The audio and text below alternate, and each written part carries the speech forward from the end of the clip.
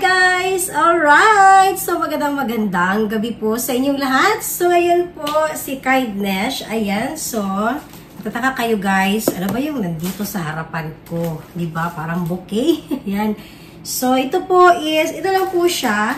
Ayan, mga plastic. Binili ko po ito sa tag piso-piso lamang. And then, ang laman niya po nito, ayan, katulad po nito is 20 pieces po ito. Ayan. So, napakamura. And then, tatalian ko po ito ngayon guys. Ito is sa piso lang din. 300 po yung laman nito. Okay? So, ngayon guys, ano ba yung purpose ko? Ayan po. So, paliwanag ko lang po sa inyo lahat. Sa mga nagkaraang videos ko, kung naalala niyo po na galing ako ng Pilipinas. Ayan. Maraming salamat po talaga sa lahat po ng mga nanood sa mga nakaraang premiere ni Kindness. Thank you, Jud kayo sa pagsubaybay, no? Ayan. And then, pasensya rin ko, minsan yung mga vlog ko, minsan, dahil busy po, guys, minsan naaaliw din ako, kaya minsan speechless si Kindness, ganun po. So, ngayon po, guys, ang gagawin po ni Kindness ngayon, bukas kasi magsisimula na po ako, back to work, back to reality na talaga. So, dito sa Japan guys, para maging aware din po kayo, ang mga Japanese, parang na-adapt na rin po namin. Bilang kami is mga gaijin dito or foreigner po sa Japan, na-adapt na rin po namin guys ang pagbibigay po ng kunting, parang present, parang pagkain na galing sa ibang bansa.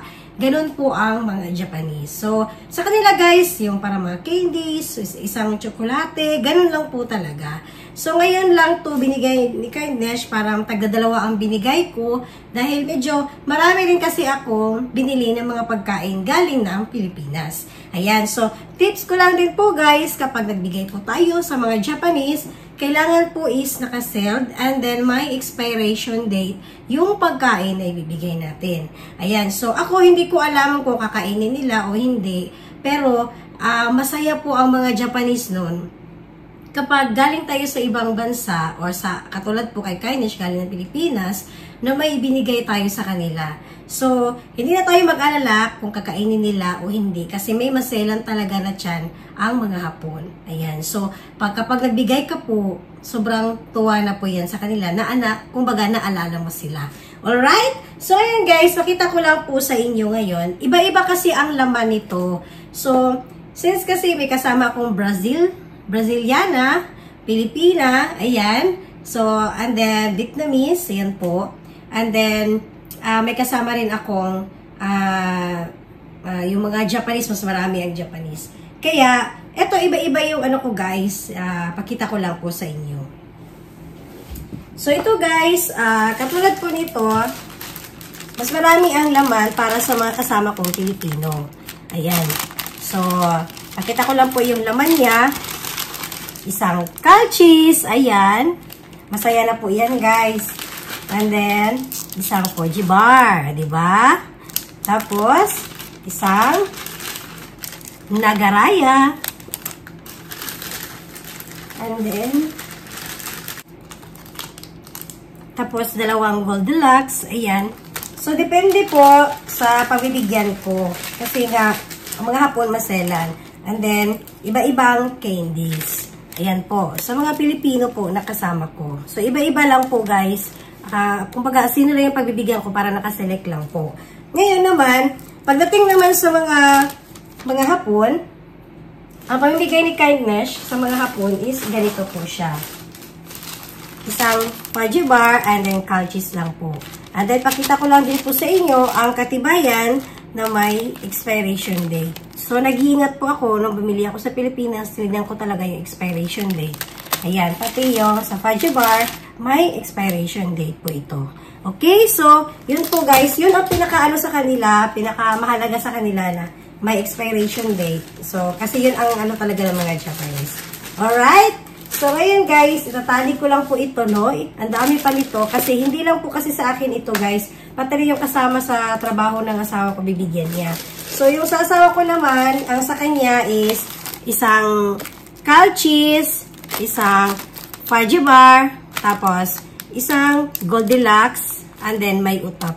Okay? Ayan po. So, iba-iba po, no? And then, Higit sa lahat, ipakita ko rin po sa inyo guys. Ito, may pabibigyan ako ng magnet. Ayan, kasi gusto niya magpasalubong daw ng magnet. Okay, so ito is talagang pinagawa ni Kindness nung pumunta po ako ng Samal. So sa mga nakaalala po, doon po ako nagpagawa guys. Napakamura lang po. And then pwede nyo pong pasulatan kasi nang binili ko siya, walang Philippines. Yung sa Samal lang po ang nakalagay, Samal Island. So ang ginawa ko, pinalagyan ko po siya ng Philippines. Alright, so dalawa po kasi ito guys. Para sa dalawang Braziliana na gusto nila may magnet. Ayan po. Sa kanilang refrigerator. O, diba? So, ito yung pinili ni Kindness. So, pagkain at ano, kasi depende po sa gusto nila. May iba naman guys, yung isang Braziliana, gusto niya rin ng Goldilocks. Ayan. Goldilocks. Kaya, ang ginawa ko, ito po ang nilagay ko. Ayan. So, naglagay ako ng Goldilocks. Depende kasi sa mga request nila. Alright! So, talian ko muna ito mga kakain kasi medyo marami pa po ito. Ayan. So, kung napansin niyo po yung boses ko, pasensyahan niyo na po, no? Kasi ganito talaga si Kindness kapag nag-ano ng weather. Ayan. Yung pa bago-bago ang klima.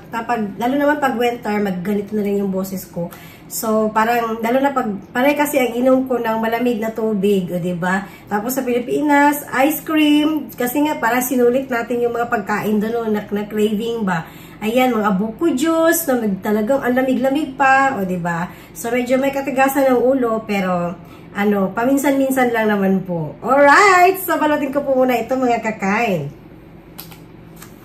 Alright guys, ayan po. So pagkita ko lang po ulit sa inyo. Ayan po, so sa mga Pilipino po na pagbibigyan natin, ayan, ito po yung mga ano ko, no. Tapos, yung iba naman sa mga Brazilian, ganyan yung ano ko, pamigay ko. So depende po sa mga tao na pagbibigyan natin. So ito naman, halos kapag mga ganito guys, mga Japanese ang pagbibigyan natin. Okay, so medyo mas marami ito ngayon guys na tatalian ni Kindness. Ayan po, pakita ko lang po sa inyo, ayan. Medyo marami po ito ngayon. Yung iba naman, iba rin yung ayan po, sa mga Filipino rin po ito guys. Ayan, may mga candies at iba pa. So, iba-iba yung mga biskuit na pinaglalagay ko. So, ayun po, so yung iba, ganito rin siya. So, yung iba naman, ganito rin. Yan. Iba-iba po. So, depende po guys sa pagbibigyan natin. And then, depende lang din po sa mga ano pang meron na pwede nating ibigay. Ayan. So, ganito lang po guys. Sana is matuwa din no, yung mga kasamahan ko sa trabaho. Ayan. At sigurado din ako guys na ano din sila, excited din sila na matikman din ang pagkain ng galing Pilipinas. So, yung bingka, hindi po ako nagbigay nun sa mga Hapon kasi nga, madalas kasi tinitignan nila yung expiration and then dumating kasi si Kindness dito, Friday, ngayon po is Linggo, masisira na po yun. Agad na ubos na po yun guys. Yung bingka talaga, para lang po yan sa mga kamag-anak ko na agad-agad na distribute ko po agad. So, hindi ko lang siya na-vlog dahil sobrang busy na po talaga si Kindness, no? Ayan, so, kasi gusto kasi na ma-distribute ko agad yung bingka para maiwasan natin na masira. Alright? Alright po mga kakain. So, ngayon po is binuksan ko po. Ayan, pakita ko lang po sa inyo guys. Ito. So, hindi siya masasayang, no? Kasi nga 300 po yung laman nito. Ayan, pakita ko lang po sa inyo. Kapag bukas natin, may plastic pa siya. Ayan. So, ito lang yung unang magamit natin. Okay? So, yung iba, pwede pa rin itago natin. Kapag may mga pagbibigyan tayo ng mga gift, mga katulad dito, mga pagkain, di ba? So, ayan po, nakakip pa lang. Alright? Ayan po.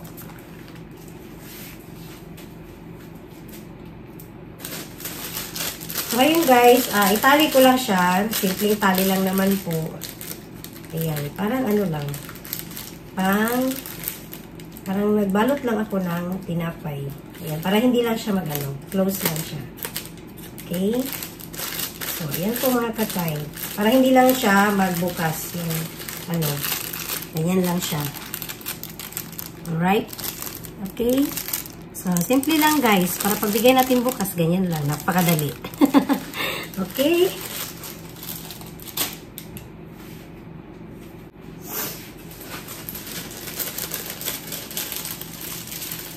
So, ayan po mga kakain. Habang nagtatalit ako, so, gusto ko lang din po magpasalamat sa inyo ng lubusan, no? Sa mga nagtangkilik, sa mga nanood, nagsubaybay, sa mga nakaraang videos ni Kindness. Ayan, maraming salamat po.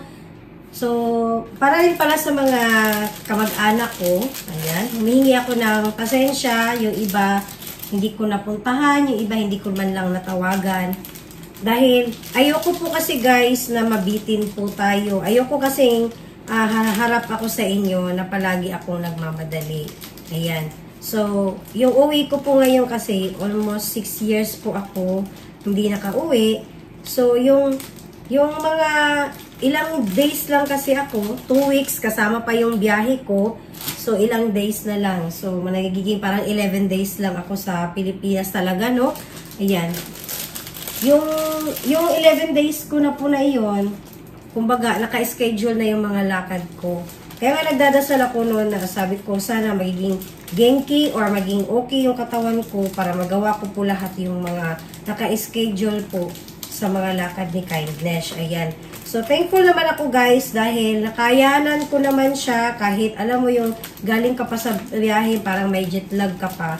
Pero, thankful ako no. Dininig naman ni Lord yung mga dasal ko. Nabiligan naman niya ako ng strength talaga sa pag-uwi na magawa ko lahat-lahat. Ayan. So, nagkataon din po kasi na umuwi ako ngayon na hindi lang kasi sa exclusive sa pamilya ko lang. Hindi rin po kasi. So, syempre, yung husband ko po, may pamilya rin po kasi siya. So, biyahe kami, Davao, Tagum. So, almost 1 hour. Minsan traffic pa, kaya umaabot kami ng 2 oras. So, doon pa lang guys, hati na talaga yung oras ko po. Ayan. So, kaya humihingi talaga ako ng pasensya sa lahat po ng mga kaibigan ko, mga kamag-anak ko na hindi ko man lang talaga kayo natawagan o nabisita, napuntahan dahil nga yung oras po natin. Siguro, babawi lang po ako alam ko kasi ngayon okay na magbiyahe. Anytime kasi pwede na mag-uwi si Kindness. Saka, hindi na kasi katulad nung dati na may mga quarantine, ng pandemic. Okay na kasi ngayon magbiyahe. Ayan. So, yun lang po ang mga mga message ko po sa aking mga kamag-anak at kaibigan na siguro babawi ako, no? Hindi rin ako magpa-promise kasi mahirap din mag-promise. Pero gagawin ko pa rin yung abot na makakaya ko. Ayan. Kahit yung mga pinsan ko na malapit lang din sa akin, hindi ko rin talaga sila naimbitahan kasi nga, yung oras ko is limit lang po. Katulad nung, yung pumunta sa bahay yung Team Wealth, yung in-invite ko sila, nahiya din ako sa kanila kasi nga, parang, ako din kasi gusto ko pa nun mag-karaoke, magdamagan, pero kumbaga, syempre yung katawan din po ni Kindness, thank you Team Wealth talaga, no, naintindihan nila na may lakad pa ako, umaga, kasi madaling araw pupunta kami ng Saman Island. So, yung asawa ko pa naman kasi ayun yan lang, yung may late, yan. So, kasi yun, Japanese time talaga kami, no? So, kapag sinabing ganyang oras, alis na kami, ayan po, madaling araw, gising na kami noon. So, salamat talaga sa iyo si Gemma, ayan, kahit pa paano, nagka-banding tayo. So, yun po yung ko guys, na, sa mga times talaga na gustuhin ko makita lahat, mga kamag-anak ko, kaibigan. So, may time talaga katulad po nito na hanggang limit lang talaga yung oras natin, no? Lalo na kasi yung trabaho ko po. So, paliwanag ko lang din po sa inyo, pwede naman talaga kami kahit 1 buwan. Noon, ginagawa namin yan. Pero noon, since kasi naging regular na si Kindness sa company, mahirap na po sa akin guys ang makauwi ng 1 buwan. Ayan, depende lang po kung napaka-importante talaga. Ayan, dahil nga po, busy po. May mga kami, may sabilang regular employee po dito sa Japan para malaman nyo rin po. May mga goal kasi kami guys. Ayan. So, bawal sa amin yung sobrang haba ng bakasyon. Kasi may mga goal kami. Minsan naman, maapektuhan yung bonus namin. May mga ganun. And then, higit sa lahat, parang maano ka rin kasi nga busy sa work, ang mga ibang line. So, hindi ka rin makakampante na magbakasyon kung alam mo maraming mga order. Alright? So, ayan guys. Yun lang po yung mga mensahe ko, no, sa mga kaibigan ko at kamag-anak na di bali po kasi kung baga yung iba nakita ko na ngayon, baka next time pag uwi ko kayo naman po. Alright, so yun lang po. Pasensya po talaga kung hindi ako nakarating sa mga lugar nyo, sa mga bisita. Pero gusto ko po talaga yan mga kakain. Kailangan ba yung jud ko kami sa kumbana. Pero hayaan na lang po natin guys ang panahon na magkita-kita din po tayo. Alright? Alright po mga kakain. Sa wakas natapos po si Kindness guys. Ayan. So, sana is magustuhan po ito ng mga kasama ko sa trabaho, no? Ayan. So, binalot ko po lahat ito, guys, para hindi ito magkahulog-hulog. Para bukas medyo maraming bit-bit si Kindness. Alright. So, ayan po mga kinds. So, ito yung isa sa binahagi ko po, no? Dito sa Japan na ganito po kami, guys. Kapag pupunta kami sa mga pasyalan, kahit dito lang po sa Japan, pupunta kami ng mga Disneyland, may mga pasalubong po kami sa mga company po. Pero hindi naman guys, yung katulad talaga nito na medyo marami lang po ang binigay ko ngayon. So, yung iba talaga kahit, pwede na po guys, kahit isang, ito lang po, Poji bar, o isang biskwit, pwede na po iyon. Ayan, sobra-sobra na po. So, this time kasi gusto ko lang matikman din nila kasi nga matagal ako hindi nakauwi ng Pilipinas. Gusto ko rin matikman nila yung ibang pagkain. Okay? Alright po mga kakain. So, ito po is tapos na po tayo no, sa tali po ng aking mga simple po na mga pamigay natin ng mga pagkain galing ng Pilipinas. Sana magustuhan rin po ito ng mga kasamahan ko sa trabaho. Ayan, so ako po muna yung kapaalam sa inyong lahat dahil bukas may pasok na po si Kindness. So marami pa po akong gagawin at maghahanda pa po para sa mga dadalhin natin sa work bukas. Alright, bye guys! At maraming salamat po sa inyong panonood.